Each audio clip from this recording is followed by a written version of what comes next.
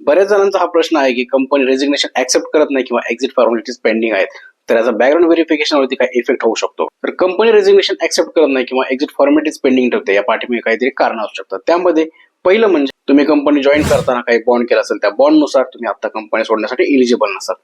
त्यानंतर दुसरं कारण आहे एखाद्या क्रिटिकल प्रोजेक्टचं नॉलेज ट्रान्सफर पेंडिंग असेल, किंवा तुम्ही नोटीस पिरियड सर्व न करता सडन एक्झिट मागत असाल, किंवा कंपनीला इन्फॉर्म न करता काही दिवस नॉन वर्किंग राहिला, तर कंपनी अशा वेळेस रेजिग्नेशन ऍक्सेप्ट न करता ऍब्स्कॉन्ड करते. काही वेळेस कंपनीचा लॅपटॉप, कंपनीचे डॉक्युमेंट्स अशा गोष्टी रिटर्न करण्यासाठी डिले होतो, त्यामुळे एक्झिट फॉर्मॅलिटीसाठी डिले होतो. आता प्रिव्हियस एम्प्लॉयरकडे तुमच्या एक्झिट फॉर्मॅलिटीज पेंडिंग आहेत, याचा अर्थ तुमच्याकडे डिलिव्हिंग लेटर नाही, एक्सपिरियन्स लेटर नाही, फुल अँड फायनल सेटलमेंट नाही, आणि तुमचा लास्ट डे वर्किंग क्लिअर नाही. आणि अशा कंडिशन मध्ये तुमचं बॅकग्राऊंड व्हेरिफिकेशन पास होणं इम्पॉसिबल आहे. तुम्ही ओरली दिलेल्या स्टेटमेंट पेक्षा कंपनीला डॉक्युमेंट्स आणि प्रिव्हियस एम्प्लॉयर कडून आलेले व्हेरिफिकेशन जास्त इम्पॉर्टंट असतात.